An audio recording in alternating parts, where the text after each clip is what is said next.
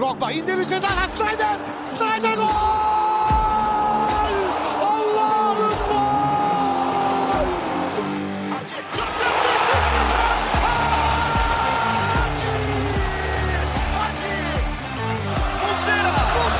Muslera! Fernando Muslera! Golün adı Muslera! Sarıyoglu. Drogba! This is incredible! Merhaba and welcome to episode 25 of The Lion's Den, a Galatasaray podcast, done by the community, for the community. From all around our Nef Stadium, I'm your host Samet. 25 episodes in, with 160 listeners, I thank you all from my deepest corner of my heart. With that said, give a big applause to my fellow podcast members whom I couldn't have done this without. From New York, America, we got our boys Yasin and Emre. How are you both doing? Pretty upset from yesterday. You know, my heart's a little broken, but we'll recover and we'll manage. Mine's a little less broken, I would say, only because it was kind of a win-win for me. Giresun versus Galatasaray. Oh my Whichever God. team wins, it was kind of like a good situation. I am still heartbroken, and you'll hear it from me today in the broadcast, all my complaints, but otherwise I'm doing good. Yeah. Well, what I always do is I like to imagine at the end of May, we're champions again. So no hard feelings, right? Just Yeah, we one said that game, last, yeah. just 3 points. So Just 3 points. yep. With that said, Coach John from Toronto, Canada, how you doing? How's the Pokemon card collection going? Thriving, striving, living my life, loving it. Like the boy said, bittersweet feeling. We're 25 episodes in. Love to see that. But yeah, it was a rough weekend for us, that's for sure. But We doing didn't well. catch all 3 points, unfortunately. Yeah. Can't always catch them all. You win some, you lose some. And then going all the way to Australia, Melbourne, we have brain fart Mazhar. I had a brain fart. I had a major brain fart. How you doing, brain fart Mazhar? Oh my. I was doing good until that. Oh, you sound very different than your soundboard. I'm still congested. That's probably why. Hopefully next week I won't still be sick, but What do you have? I don't know. I really don't know. And the doctor doesn't either. He's like, you'll be fine. You'll be fine. And bro, it's been like 3 weeks. Still Okay. sick.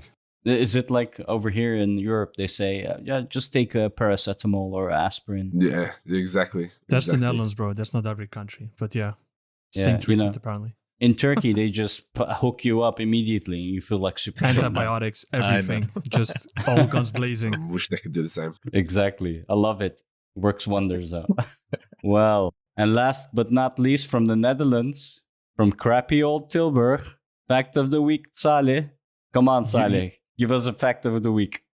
First of all, normally I would defend myself by saying you can't shit on my city, being from the Randstad, being from the most dangerous place in the country. But fortunately, I can't really defend myself as I have no fact ready. I was pretty busy. I literally just arrived home about 10-20 minutes ago, and I haven't done my homework. So for this week, unfortunately, I have nothing.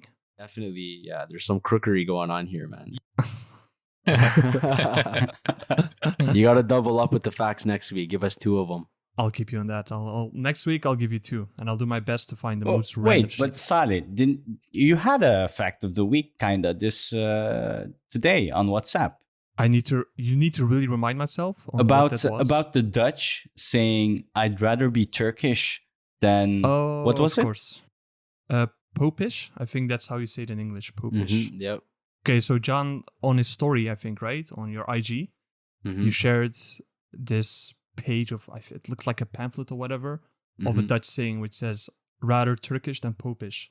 Now, for the people who don't know about history, back when the Netherlands had the independence war against the Spanish, it basically wasn't allowed as a Catholic to revolt against your king. So what the Dutch did, well, we'll switch religions, we'll become a different part within Christianity, and decided to choose for the Calvinist line. And with that, and with some help from the Turks, they decided to rebel against Spanish. And that's where the Dutch saying basically come from. I'd rather be a Turk, which is usually seen as something bad in Europe, than being allied with the Pope, which is, the devil in their eyes. So that's how that came about. Boring. Well, why did you ask it then? I swear. Bro, I literally say I have no facts. Just so he It's can like- call you out, bro. Yeah, Yeah, exactly. he literally set you up so bad, man. Oh my God. Exactly, I fell for it. Where's VAR? I want to see this redone. What? VAR. Bir baksınlar. Well, with that introduction to all of our listeners, good morning, good afternoon, and good evening. Lads, we have, of course, today the news of all the week, and then we'll discuss our performance against... Kim oynadık lan? Giresunspor. Giresun. Yasin literally just said I wasn't that pissed because, it's Giresun, right? The sun rays hit his head too hard. Right. Doesn't recall yesterday at all. This is how I cope. I just forget immediately. That's how I cope, man. He's too busy thinking about the next soundboard he's going to use. Yeah. Nah. Well, you guys ready for the news? Let's Hit us with it. All right. Here we go. Breaking news. The numbers are official as Lucas Torreira signed a 4-year contract. We paid Arsenal €6 million transfer fee and he will earn yearly €2.75 million. Dries Mertens signed a 1-year contract with another 1 year as an option. We gave him €1.1 million as a signature fee and he will earn €2.9 million. More and more news on Nelsson. As Erden Timur has noted, Nelsson told the board he would like to leave. He wishes to move on and pursue his dreams. Erden told him that we have a plan, and he's a big part of it. However, even if he leaves, Galatasaray have a plan B ready. Sevilla is supposedly pushing very hard to get Nelsson, but Galatasaray have noted not to take anything less than €20 million for our Scandinavian defender. Linked with that, there have been rumors that Marcao has been calling Nelsson to come to Sevilla the past weeks. Sevilla is apparently acting very unethical by agreeing with Nelsson first. Very soon after, Marcao has debunked this by saying this is fake news. Sven Graversen, sporting director of FC Midtjylland, has made an announcement on Evander. He said, "I'm not going to rule out anything. I don't think it's a secret that we're interested in a solution with Galatasaray. Evander should get what he deserves, but it has to be the right move for him, for us, and for the buying club." Semih announced that he has ended his professional football career at age 31. He made a nice video to close it all off with Galatasaray. Reporters have also been noting about Yunus Akgün, who is apparently going to sign with Galatasaray for another 2 years by extending his contract. His current salary will then be increased from 900k TL to 12 million TL. Also, some words on the streets. Wanda Nara, agent and wife of Mario Emanuel Icardi Rivero, has been contacted by Manchester United and Galatasaray. The English and the Turks have both shown interest to seal a deal with the 29-year-old Argentinian striker. And finally, it seems that Galatasaray did a bid to Andrea Belotti. That was it. Did we forget anything? One thing comes to mind actually. Morutsan, playing for Pisa, assisted 2 goals in his last game. He came in the 67th minute as well and got the 2 assists. I'm happy for him. I was glad to see that. I think we are cursed now. Ever since we won at Kadıköy, all our players that come to us start off great and then they get messed up so bad. And then when they leave, they increase in performance again. That's why you send them out on loans, though, so they can get their confidence back. Yeah, but when you have an option for purchase, that's not that much more than what we bought him for. Not good business, is it? But then again, Serie B. Yeah, true. And also, how much has Morton actually played for us? He wasn't really a regular anyway. So we're just trying to, how do you say it? I don't know the words. Let him get experience. No, like damage control. No, is that the right word? I don't know. We're just trying to not get a loss, basically. That's what I'm trying to say. Yeah, damage control. Yeah. Exactly. Okay. Yeah. On the flip side of what you said, Samet, about the whole curse thing, the only person who, as of right now, it doesn't seem like it's working that way for is Mustafa Mohamed. He seems to be doing pretty bad. I saw a statistic in the last game he played against. Who was it against? It was against a big team. Was it PSG? I think it might have been PSG. Mm-hmm. And he had like the lowest rating in the team, and I saw some people complaining and stuff about him. So we'll see what happens with that. But he went to Nantes, right? Nantes, yeah. Nantes. Yeah. Mr. French boy.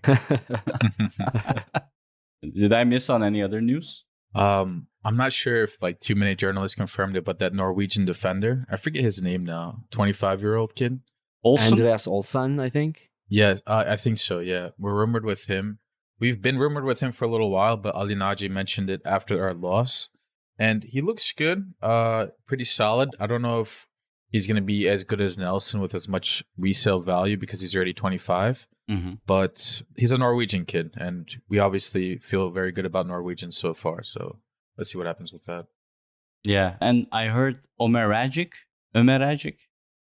Bayram another rumor we were linked with. Yeah. I know nothing about that kid. No. That's been floating around a lot. Mm-hmm. Like, that's kind of exciting because he's 20 years old. And I think he represents Switzerland, but I believe he has Bosnian parents, I think. But he seems That's to be correct. pretty, he seems to be pretty highly rated. Yep. So we have some options here. Like, we What have, position is he playing? He's a also center back. center back. Center back. Yeah. Mm-hmm. Like, they've been discussing this Andreas Olsen, this kid. They've also been talking about Denier again. Jason Denier's always in like the back of our heads as well. So I don't know what's going to happen. I think after what happened yesterday, people are split on whether Abdul Karim is going to be able to carry the weight of this season or if we're going to need to replace him or, what the case is. So there's a lot of questions surrounding that, Yeah. Yeah, we'll get to that when we end off with the match performance.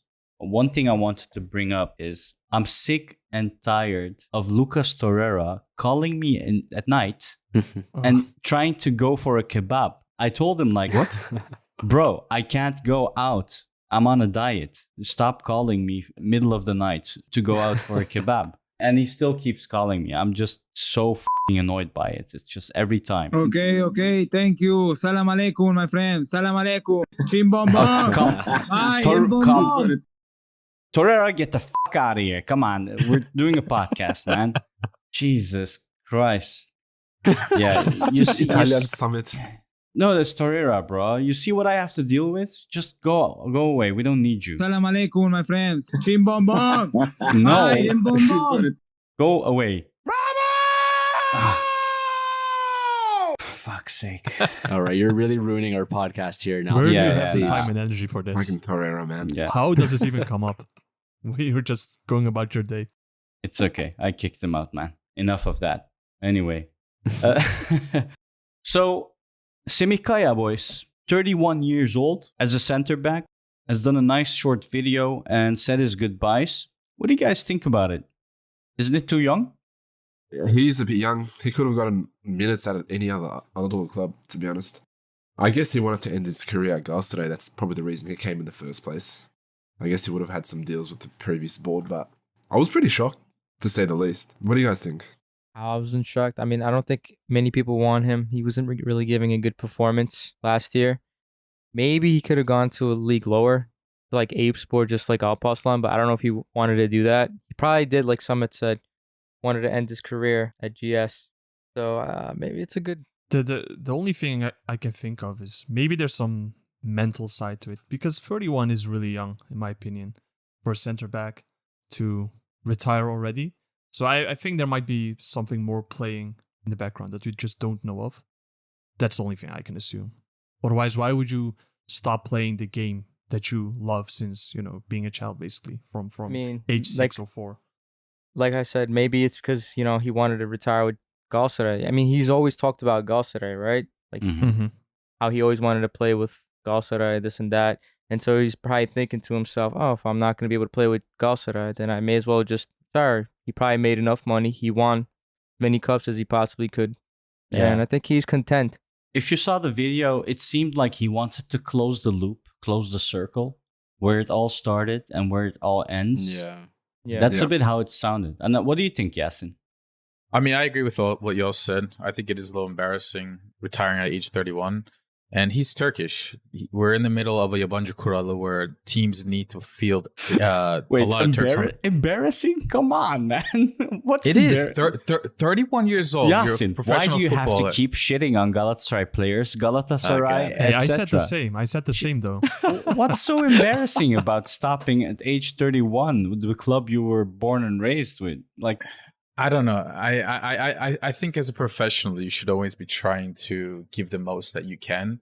And 31 is such a young age. I don't know. I see people that are still playing in Sunday League games at age 35, 36, 40 years old, and they're actually still performing well. Why can't Semih Kaya do that at 31 years old? And maybe there's a he lot of wants reason to for him play to sus. stay. maybe he has different ambitions and continue with his sus. 31 for a centre back? It could be. It could be. I'm just saying it doesn't make sense at 31 years old. And when there's Yabancı Kural, there's Turkish clubs that really desperately need Turkish players on the field. And this is his chance to just keep going with it, even though he's not at the same level that he used to be. Maybe it could be a medical thing. Maybe he had a lot of concussions, right? I guess kind of in his early career. So maybe that's one reason why he stopped playing. I'm not sure.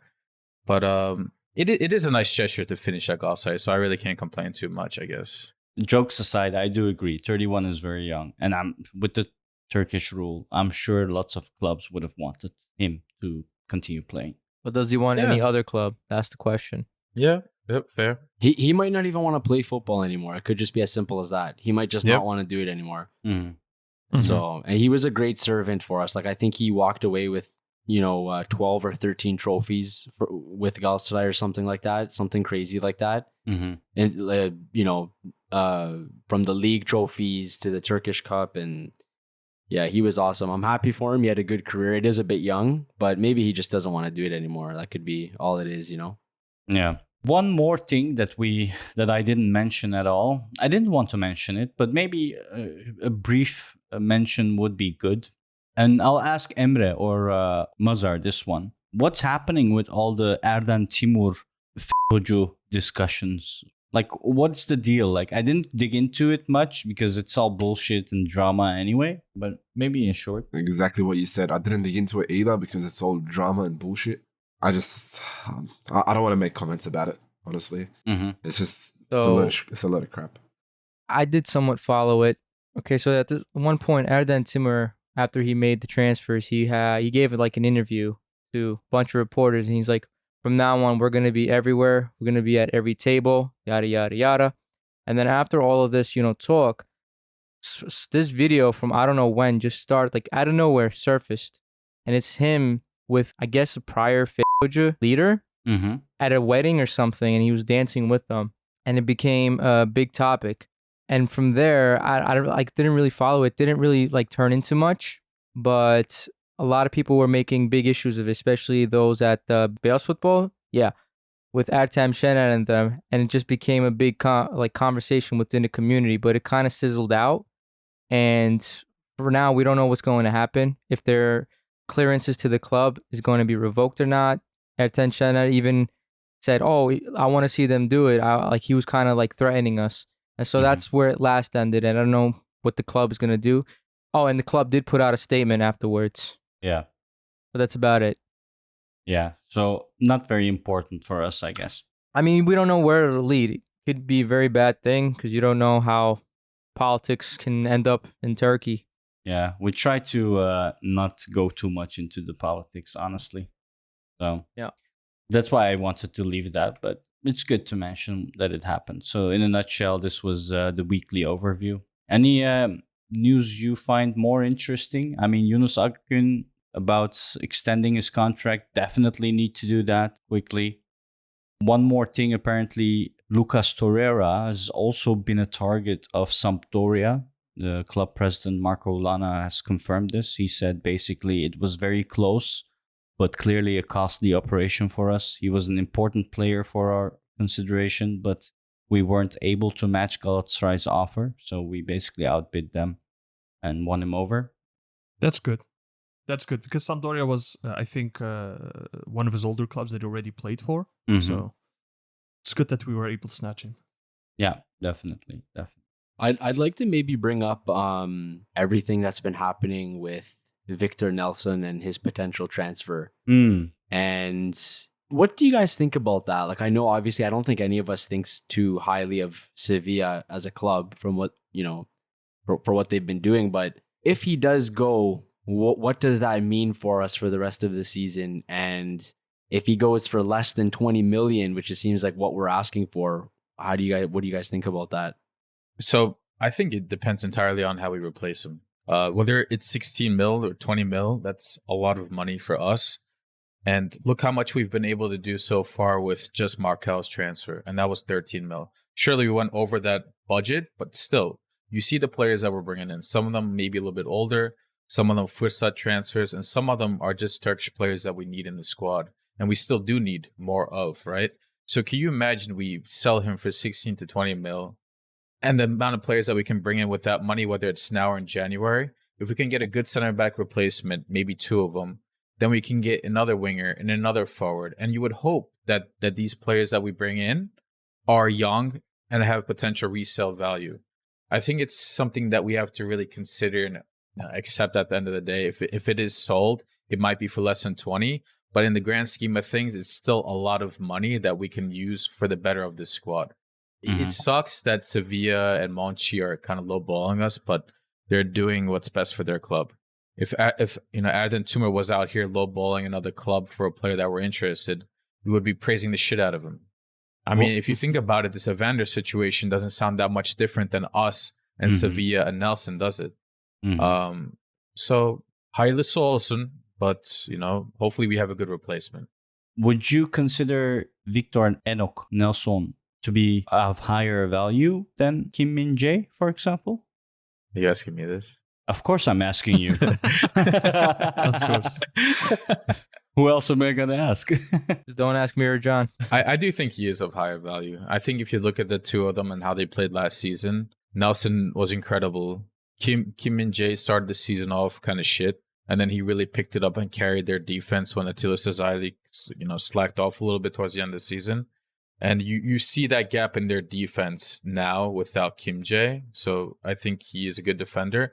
But Nelson is younger. He's going to be, if not already, a starting center back for the Danish national team. And he has a European passport. I think in 2 years, when he does reach Kim's age, he's going to be a much better defender. So he should go for a higher value now. He has a 25 million release clause. Yeah. The World Cup is around the corner. Right now, Monchi should be kind of concerned. If I don't get this guy now, I might not be able to get him again later because he's going to go through a World Cup. There's a chance that he's going to play really well there. And then it's going to be out of my budget. Other teams are going to be interested. Other better teams are going to be interested. Maybe a Premier League team, a mid-table team even might come knocking and say, all right, 25 mil is nothing for us. You think Nelson would want to go to the Premier League? Or do you think he would want to go play for Sevilla? Yeah, there were rumors that also Fulham and Newcastle were interested in him. Yep. So, yeah, if I were Galatasaray, I'd say, well, his release clause is 25 mil. If you want, you can buy him for that. If not, bye-bye. And I hate the fact that all the reporters are also oiling us up for a 20 million deal. Everyone's saying Gala wants a minimum of 20 million. But even for that, I'm like, no, he has a release clause. You want him? Pay it. Pay up. That's it. Okay, but then the question becomes, what do you do then? Because apparently Nelson does want to leave, right? Isn't it hard to keep a player who supposedly wants to leave happy at a club? You signed the contract, bro. Because that is true, but still, it can affect you as a player. It can drop your performance. I know it's not supposed to happen, but he did say that he wants to leave. How are you then going to hold him? The thing is, against his will. The thing is with that is we have to start making people realize, other clubs and just players, agents, we have to make people realize we're not a charity. This is not a charity. It's already probably the greatest tragedy I've ever witnessed that Kim Min-jae was sold for more than Marcao. That is the single greatest tragedy I've ever personally witnessed. I don't know how that's possible, but it happened. And now they're trying to do the same thing with Victor Nelsson, and there's just no way that can happen. People have to realize... Definitely, yeah, there's some crookery going on here. Like I say every week, you're goddamn right, John. You're damn right there's some crookery. So people have to realize we're not a charity.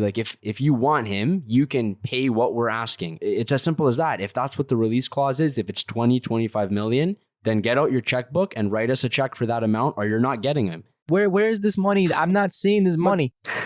Exactly. Yeah. John, I completely agree with you, bro. And the fact is, I would be open to, selling it Nelson for 20 mil and future sales, but not to Sevilla. Fuck Sevilla in particular.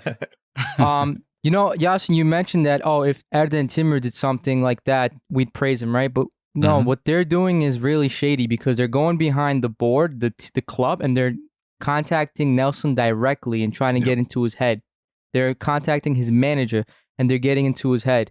And so then they come to us and we want to leave, yada, yada, yada. And then they, cause us problems. That's what happened with Marcao, right? And so there was even rumors saying that we're going to go and report Monchi to FIFA. Well, I don't know if that's legit or not, but I would. And if we do get a deal for like the same that Sevilla gets, I hope we sell it to another team.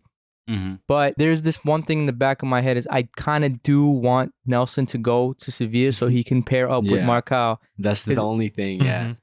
Because it only benefits us if they both, perform well. Because then we have, proof like to other teams like, oh, see, we produce decent players. And what you pay for them, you're getting value out of it, That's the only other reason I could think of letting Nelson go to Sevilla. Yeah. Sevilla has to buy Nelson. They're in dire need of another center back. And why not spend it on someone that's proven to work with Marcao? Proven on European level, proven on many, many occasions. And if someone's going to want to pay 18 mil, they sure can spend a little extra and pay up 25 mil. They sold their two center backs, I think, themselves for, a total of 100 mil. Yeah, 80, 100 Close to 100 mil.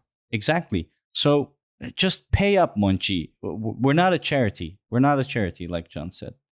Just one more thing. The last thing I'll say to that is also in regards to what Nelson will think of this if he's upset with it or whatever the case is. And like Mazhar said, you signed a contract, and as a professional, you have to understand as well. Like, this is a business, right? We want what's best for you, but also what's best for us. So I would be very upset if he started giving the club issues and things like that. If Sevilla were offering like 14, 16 million, like that's not the price. Mm-hmm. And if you're going to put up a fuss about it, then we'll just replace you and you won't play. You Just just simple as that. And we'll see what happens to your career then when you're not playing and you stop getting called up to the national team and everything. Then we're going to see what happens. One thing Right? that So Nelson wanted, these guys, they have to understand. right? Nelson apparently wants more money after seeing all these players come in and getting like almost twice what he earns. That's one of the ways that we're trying to like deal with that, the Nelson situation. I don't know if you guys heard about that. Yeah, they want to increase and move up his release clause. So increase his salary and move up his release clause. That's an option. That's possible. But what I want to say, John, you reminded me about something when you said it has to be right for us as well, which is basically club president of Midtjylland, Sven Graversen. What he said is like, yeah, Evander should get what he deserves, but it has to be the right move for him, for us, and for the buying club. When he said that, I like, okay. I like what he said. And this same thing should be applied with Nelson as well.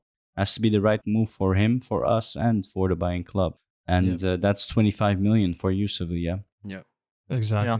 So, lads, maybe one more thing on the news if you want. Yes, no? Do you have anything to share with us? The Belotti rumors. Yeah. Yeah.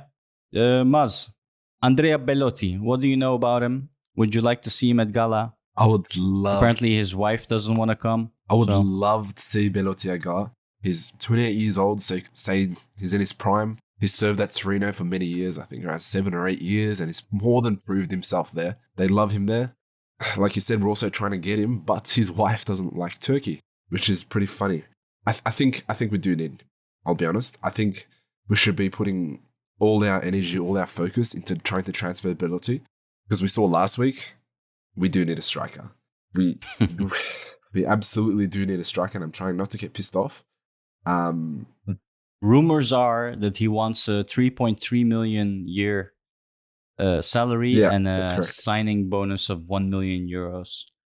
That's correct, and I think that's fine. Honestly. I'm worried, Mas. I'm worried with all these salaries. 3.3, 2.9 Mertens, 2.75 Sergio Oliveira. Okay, the only good signing, Micho. I think he's on like 1.1 mil or something, 1.3. Not 950. Even less. Oh, wow. Such a great transfer. Wow. But that's logical, right? He came from AZ. He came from a pretty, a smaller club from the Eredivisie who are not splashing down lots of cash. Oliveira comes from the biggest club in Portugal, or second, depends on who you ask. Controversial. Porto. Some see Porto as the biggest, some see Benfica. Salih. Yes? You want to say something? That begs a question though, right? Not to cut you off, but we got Micho, who's getting paid under $1 million a year, and he was our best player yesterday. So does that not make you wonder, okay, there's probably loads of players out there across the top 5, the top 7 leagues that can come in for a cheap wage, cheap transfer fee, and that can still do the job. So should we really be chasing these very expensive players? God forbid we don't finish top 4 this season and we don't smell Europe again next year. We're in potentially big trouble. We might have to really start selling off people for even cheaper than what we are now with Markel, right? So, and then you're locking them in as well. Maybe Mertens is not locked in. Maybe Seferovic is not locked in. But if you bring in Belotti and then you have Torreira, these guys are going to be locked in for 3-4 years. And then you have Sergio, who's locked in for 4, making a hefty good amount of wages. So is it really worth it? We just spent that much money on Seferovic. Gomes is still on our payroll. There were rumors about him potentially leaving, but have you guys seen anything like that this week? I haven't. He scored the winning goal last week, so maybe it's natural for that news to not come out right away. But how many strikers do you need? Although I do agree with you, you do need some players that are established. You can't keep making scout transfers because some of them suck. I'll be honest. Yeah. We have had a few scout transfers that didn't really work out. For example, I don't know. Sekidika is the first thing that comes to my mind. But he's fine. Like, come on, he earns pennies. Someone's still waiting for him to have a good season. He's gonna explode. Yeah, bro. he does earn pennies. he does earn pennies. That's why we get these players for so cheap, because we don't know how it's going to turn out at the end. Yeah, but that's fine. But that's not the problem, right? The problem Yasin mentions that we go for these players which are on huge wages, and Belotti seems to be another one. Hey, look, if you ask me, I would get him. He's an athletic, technical striker which can at least move, which, well, we've seen Seferovic and Gomes both can't. Maybe on the side, his wife did start following a Turkish interior designer. I got all the scoops here.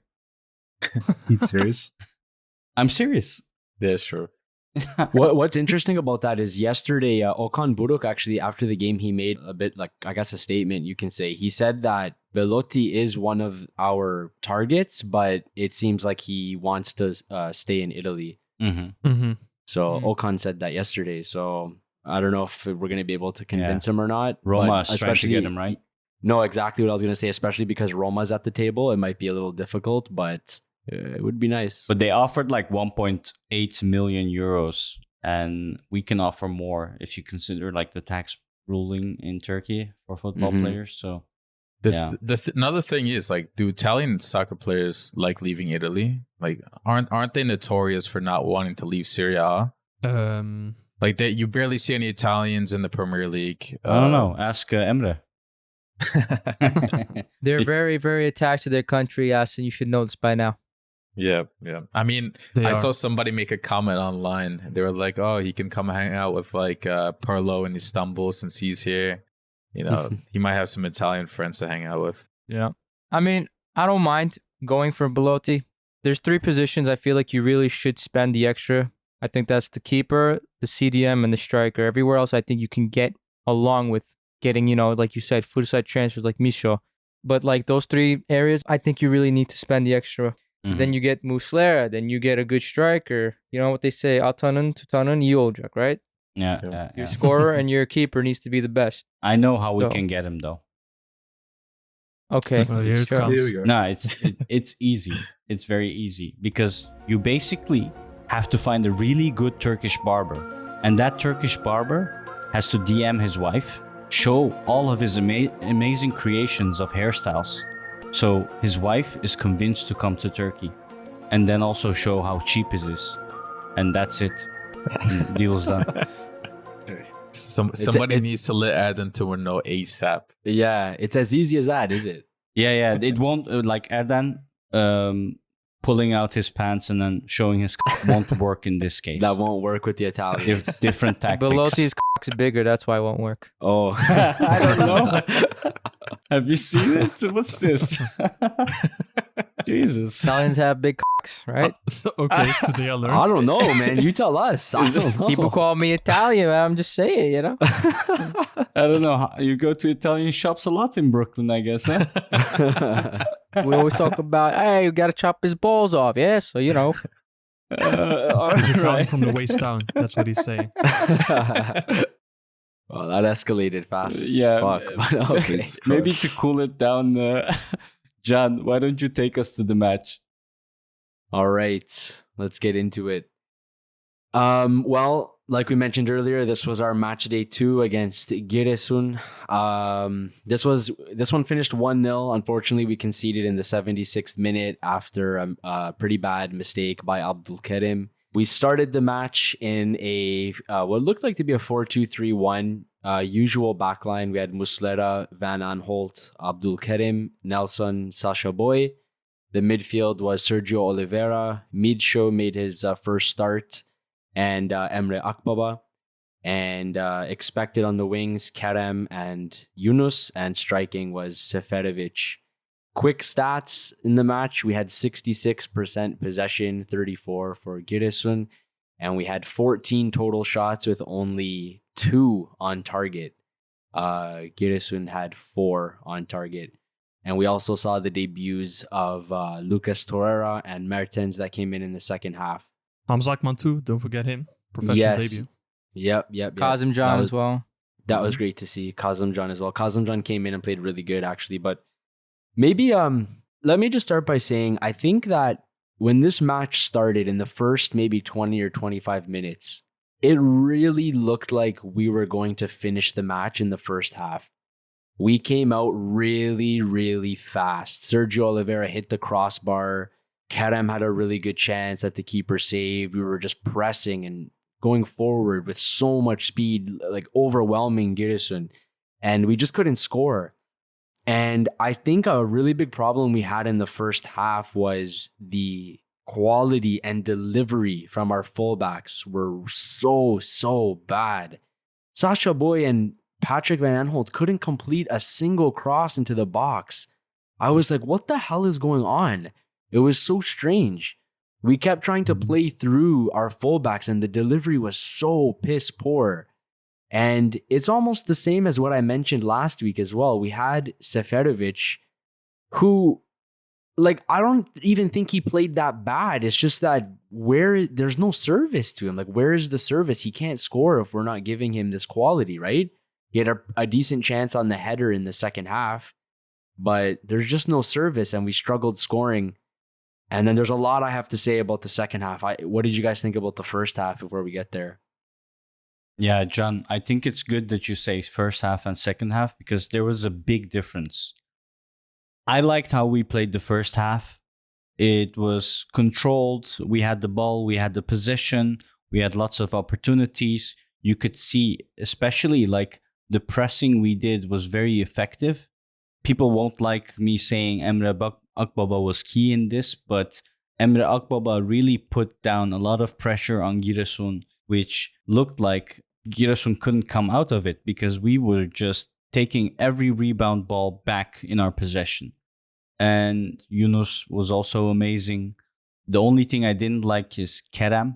He can really be very selfish. We've discussed this and talked about this many times. And if he could just be a bit more of a team player, he could have been so much better. We could have already scored 1 or 2 there. Then I want to say as well on Haris Seferovic, in my opinion, he played well. He was very in the game. Aside from the 2 opportunities he missed, he did everything right as a striker. He really held the ball a lot, was a passing direction for the team. Giresun did make it hard on him because they were really on his back as well. He got a few fouls there. All in all, I really enjoyed watching the first half, and that was very good, if you ask me. And if we continued the first half towards the second half, exactly the same, I think we would have been getting out of this with 3 points. I kind of agree. But then again, the first half, like John said, our wingbacks cannot cross for their life if their life depended on it. I think throughout the whole game, I think Van Aanholt had like 10 crosses, and then maybe 2 of them were actually on target. And then Sacha, but I can't really blame Sacha because on that side, he didn't really get a chance to go out and attack. You know, he never had those openings that Van Aanholt had. I want to open a separate talk about Oliveira. I think he was not great yesterday. Apart from like 2 good passes, I feel like he just dribbles a little bit too much and then loses the ball at times. He reminds me of like a Selçuk Inan Berkan combination, like the way he moves. And at one point, me and Salih actually looked at his stats. He's literally the Portuguese Berkan with his passing statistics because they were like completely identical. If I may add one thing, what I also saw is for someone who just joined the Turkish league, the way he falls down is very Turkish. Exactly. Like I'm telling you, that's one touch, one breeze, and he already he dies basically. And I find that really bizarre. I didn't expect that. He did it 2 or 3 times. It's Portuguese. right. And I know. It's the first thing they teach him when they join the club. right. And where I'm getting at is I just find him to kill a lot of our attacks. And when he does lose the ball, he loses it often. We have to exert extra energy to run back and get the ball back. And then by then, and this is another thing, our transitions have been slower without Marcao. Like by the time we steal the ball back from Giresun, they're already placed, in their defense, and we can't get the ball out. Used to be Marcao would get that ball, he would put it in the midfield, and we would just move up instantly. I think we didn't have much transition, Emre. That's what I'm saying. But that's because we were pressing them on their own field. So when they lost the ball, we were already in their final third over there. So there wasn't much transition. A lot of the game was in the midfield. In their midfield. Well, yeah, but Nelson and Abdülkerim is on, the midfield line, and sometimes they did get further back. But we'll get the ball, and then we're not going straight in because we're trying to catch them as they're coming out, right? Giresun was defending with their life. They did at times try to, come out, but when they did, they couldn't. We took the ball, but we couldn't capitalize on them trying to come out.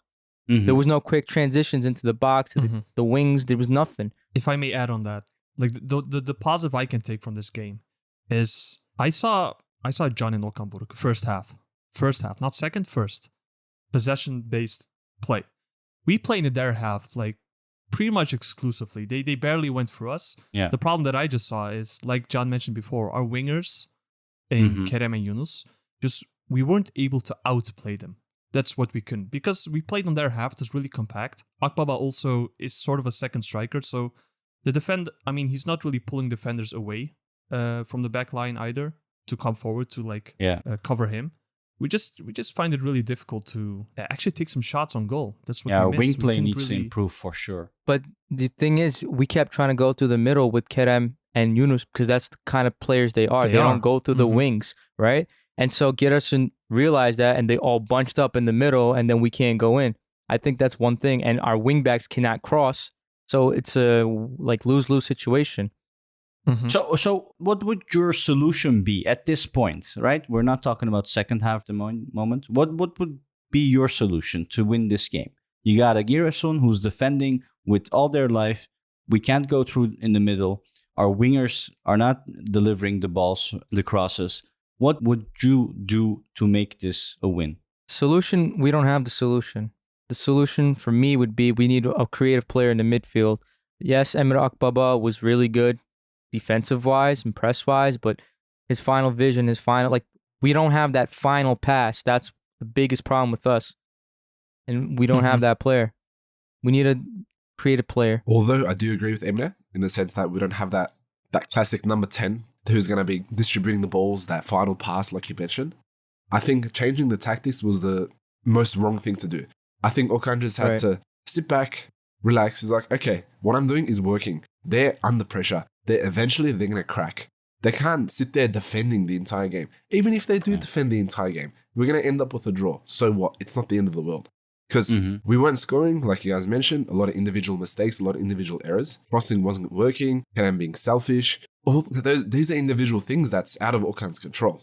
Right, so personally, I would have just stuck to what we were doing, stick with the same formation, keep doing what we were doing, and eventually we were going to score. It was going to happen, but it didn't. the way he ended, mostly because he's sick too, but the big sigh in him, If I may add one thing, what I think Akbaba should have done, mostly, instead of staying more central and going forward, I think if we instead, with our inverted wingers, he supported them and would create a numerical advantage on the wings, we could try to outpass them by just doing simple short passes, I think. But since that didn't happen, we indeed either had to go for crosses, which never landed, or other through balls which just never arrived. We just couldn't crack them in the first half. And then we go on to second half, which John will introduce us to. There's no one on this team that could cross. Name me one player on the field that can cross from the wings. One player. Kazım Can Bowie? looked decent.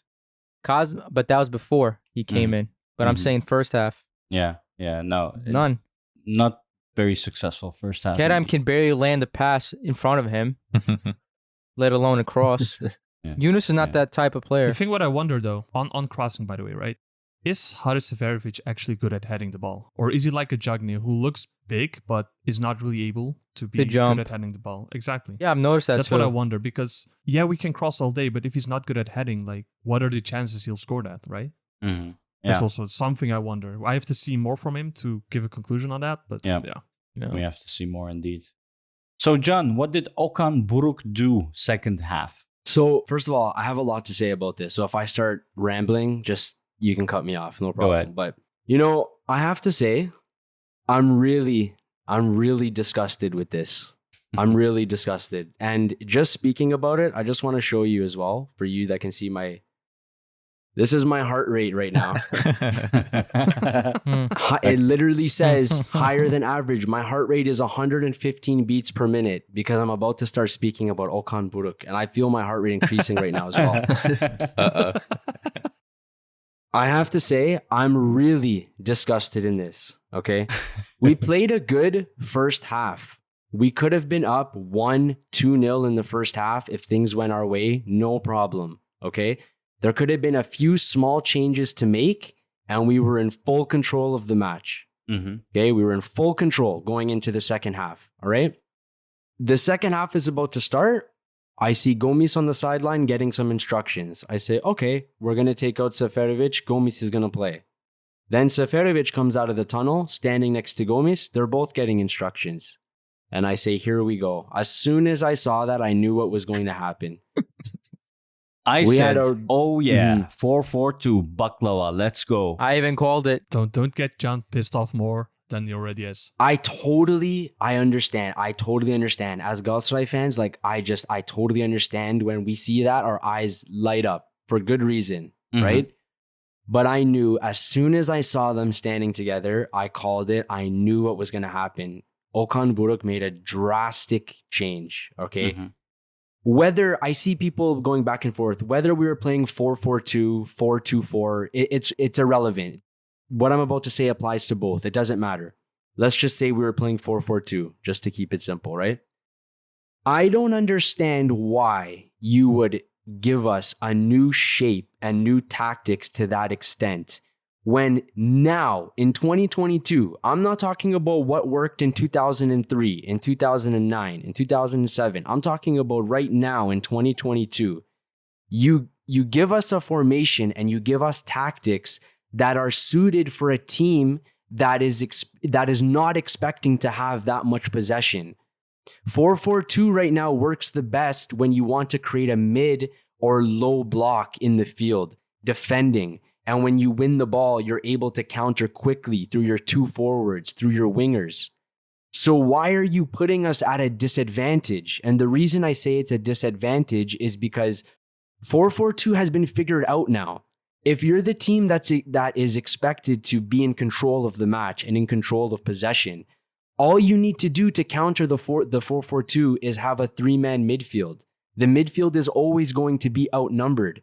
There's going to be 3v2s in the midfield, 4v2s in the midfield. So what did we see in the second half? We couldn't keep any control of the ball. No control over the match. It was a ping pong match, the ball going back and forth. Couldn't create any chances. And why would you do that to us? I don't understand. That's such an amateur move. And I'm asking myself too, when you pull your assistants to the side and you suggest this change, does nobody have the common sense to say this is not a good idea? That really boggles my mind. You're playing in a shape where you're not expecting to have the ball. So I'll pass it on to someone else, but I'm deeply disgusted with this. He gave away the 3 points for no reason at all. No reason. If we would have just kept the same as the first half, but just made slight changes, for sure we would have walked away at least with a 1-0 win. Yeah. But we couldn't do that. We couldn't settle into the match or take control of it, or we weren't in a position to do that. Yeah. So I'm deeply disgusted with it, and I hope he's learned a really valuable lesson and we don't see this bullshit again because, it's really frustrating. There's definitely a lot of crookery going on right now. I could not say it better, man. Enough said. Yeah. You're damn right. So second half started. Emre Akbaba got out. Gomis got in together with Seferovic. They started playing 4-4-2 Baklava, which initially I was happy. I love 4-4-2. And I do understand you, John. But when you play 4-4-2 with a diamond formation where your wingers mostly go into the midfield, you can still keep that possession. However, it's not how we played. We just had Gomis and Seferovic, two big, lumpy, slower strikers that were not very active on the front. And then we had still Kerem and Yunus on the wings playing with Patrick van Aanholt and Sacha Boey. Basically, what happened is we were playing 4-2-4. And that, together with Emre Akbaba going out of the game, alleviated the pressure that we initially had on them. For them, it was just easier defending. That's what changed with this formation. Giresun was like, oh, nice. There's not something on the back of my asshole anymore. I feel fine. I can deal with this. So they had it easier. And then Sergio Oliveira, obviously not match fit, like Emre said, still needs to work on his finesse and his condition and stamina. He got out on the 60th minute. And in that period, we didn't do much. Basically, Giresun in that period came easier to us 1 or 2 times, and they didn't feel the pressure as much as they did in the first half, and we were less creative. And once Okan Buruk saw that, he pulled out Sergio at the 60th minute, pulled in Torreira, and Mertens as well. Well, what happened then is, foreign limit. So you need to get rid of Patrick van Aanholt, which then made Kazımcan come in for him. Obviously, second half was way more different than the first half. It basically became shakshuka or menemen, as we call it. And you have Torreira, which was fine, actually. Not as match fit as Micho, but still his quality was able to support that in the back. And Mertens, I didn't like Mertens at all. First game, he didn't play for a while. And his first touches weren't that good. I didn't see much happening over there.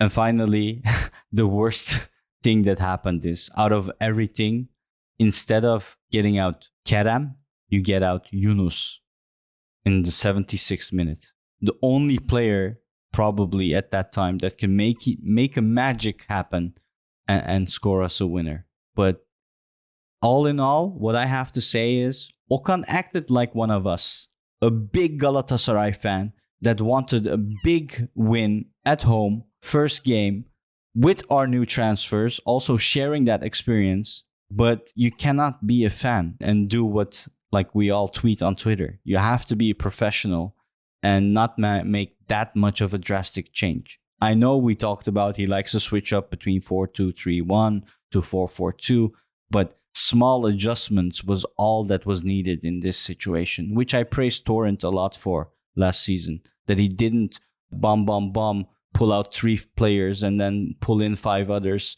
and change the game completely. No, just small adjustments here and there and see how that works out towards the 90th minute. That's all I have to say. Yeah. Basically, expensive 3 points.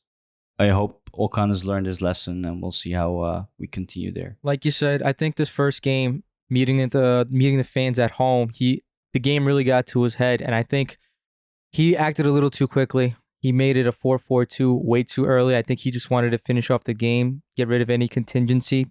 It worked last time, right? It worked. No, but the thing is, last time he did it towards the end of the game. That's the only difference. And while I know John says it's an outdated tactic, but let's remember that he used this tactic to win the championship multiple times in 2019-2020 season. So it still works, but you need the right players. When he put, like you said, he took out Emre Akbaba. What was the midfield? It was Micho and Oliveira. And already Oliveira is not the type that's going to hold that midfield down. If he would have did, Oliveira and Torreira, then we would have had more control in the midfield, and we lost that midfield completely. That's pretty much what I wanted to say. Like, I think 4-4-2 can still work, but with the right players. And when you say And against the right opponent, not against right the 11-man defending opponent. I disagree with everyone that says Yunus shouldn't have come out. I disagree. Not because he wasn't doing bad, but he was gassed. I was watching when he was trying to press people. He just couldn't run. He couldn't press anymore. He was like completely gassed out. And that's the difference between him and Kerem. Kerem knows how to reserve his energy way more than Yunus. Otherwise, Okan is not a stupid person. Obviously, everyone can see that Kerem was literally the weakest link in the game. One of the weakest links, along with he's Oliveira. one of the few that can pull out a rabbit from his hat. But there was still how much time left? When he pulled out Yunus, there was still almost 30 minutes left. He was not going to be able to run for 30 minutes. And you can't take out Yunus and put another foreigner there because of the stupid foreign rule. So you have to take out one guy, right? And then Mertens came in. I have to interrupt there because I disagree. Yunus came on at the 78th minute. 78th minute. So there's about 12, 15 minutes left. We all talked about it many times so far. Oh yeah, sorry. How did Giresun play this game? They sat back for most of it, right? So when you're sitting back, when the opposition's sitting back, do you need a player who's good in technical small spaces, who could make passes, give and goes, move quickly, and find that pass? Or do you need a player who can leverage that entire wing and make sprints down the side that has open space? But did we have that open space? No, we didn't. So that whole Kerem Yunus decision made no sense to me. Kerem, up until that point that he stayed on, that Yunus got off, he was terrible. Like, this was one of his worst games, I think, in a Galatasaray uniform that I've seen over the last two years, since he came, basically. Most of his passes were terrible. Like, they didn't even go to our player. The runs that he tried, the dribbles that he tried, off. He had a position that he could have passed it to Emre Akbaba in the first half. He could have passed it, and Emre Akbaba could have scored that. He decided to be selfish and shoot it. He almost scored, but still, it was selfish. He should have had a red card before Yunus Akun came off. He went into a tackle with both feet up, studs up. In my opinion, that's a red card. If anybody did that against our player, we would be screaming for a red card. Of course it is. Listen. Nah, he's right. He's right though. He hit the ball, man. Yellow at max. That was fine. That was a good call. Are you sure he hit the ball? Even if he hit the ball, even if he hit the ball, which I don't remember, that's still a red card. It doesn't matter. Like, if you break the guy's leg, are you going to say I got the ball? No, that's a red card. You can't do that. So we're lucky.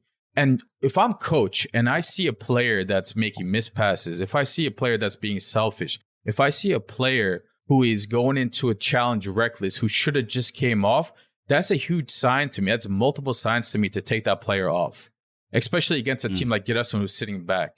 It just made no sense to me to keep Kerem on the field. How is he going to keep attacking if he has no strength to do it? That's what I'm saying. He has to still run back, and Yunus is still doing that, providing that defensive capabilities. You know what I mean? Because Yunus, let's be real, he didn't do much in the game either. He didn't take on many one-on-ones and beat his man. He didn't.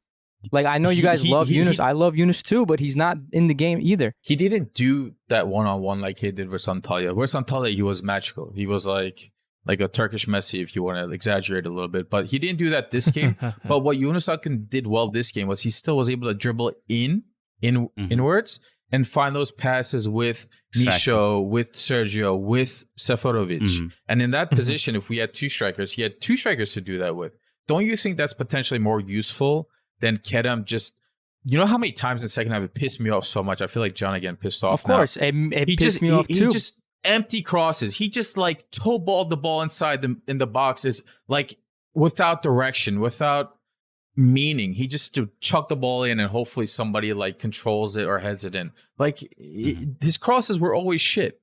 Why now all of a sudden you're trying to do something that you're never good at? So that really did not make sense to me. I just had to point that out because it really annoyed me more than anything else that game, seeing Yunus Akın come off and Kerem stay on, given as many reasons for why he should have actually come off. I'm gonna pull up some stats for you.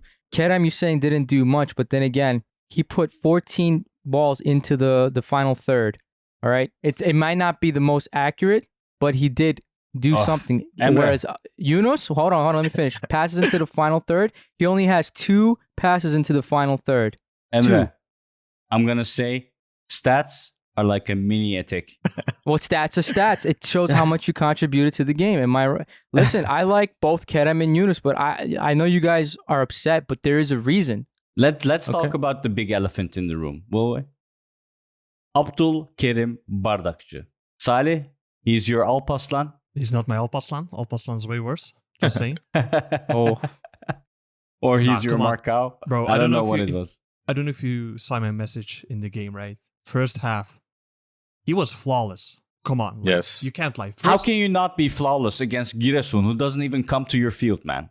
That's not true, bro. I hate that not- reaction. First of all, No. my bias might show now, but we are like underestimating and overshitting on Giresunspor that game. They played better, like with the quality of their How did they players. play? They didn't even have the ball. No. With the quality of their players and the budget that they have, like they're 11. What they were able to do against us was just Did what? not. Get the fuck out of Okay. here. man. You want to see statistics? Ready? Dribbles. Statistics. Dribbles. Pull up Oh my SofaScore. God. Ready? Dribbles. You know how many dribbles we tried and we succeeded that game? We tried 15. We succeeded 3 times. Exactly. Do you know how many Giresunspor tried? They tried 16 dribbles, one more than us, and they succeeded 10 times. You're going to tell me this team, Giresunspor, who just got promoted last season, who doesn't have a budget of more than 3 or 4 million on players, is succeeding 10 times against our players? Come on. You're basing your entire thing off how much they got past our fullbacks or our fucking defenders or whatever. Bro, Like, there come was on. one time where one of their players dribbled past 4 of us in the same play. Come on, Olabilir. We That's had not that. acceptable. we had an off Huh? game, but you can't say that Giresun were underestimating them, bro. They didn't have the ball in the first half. They weren't gonna have the ball in the second half if Okan just didn't have a brain fart. So yeah, I had to use that word. Yo, you know shit's about to get real when Yasin puts the mic closer to his mouth. Holy I shit. can say Is that. it obvious? My I've bad. never seen him this mad. This is the first. Someone Oh, might have to man. edit that a little bit. The mic ain't no Nah, you're fundik, good. bro. He's about to eat his mic. Wallahi. All But Abdul Kerim, Kerim. okay, sure. But that mistake he made, not being aware of his environment, that's like second league shit, man. You don't do that in Super League. You don't No. do that. Never. That's pretty much Thailand, bro. That Nah, just reminded me of Thailand. Look, all I'm gonna say, I'm not as pissed as the rest of you guys. Why not? The way we played, listen, the way we played, we were gonna get 1 point. I didn't see us getting free.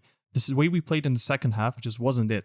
The formation, well, John already explained well enough how that impacted us. In my opinion, the subs are also weird.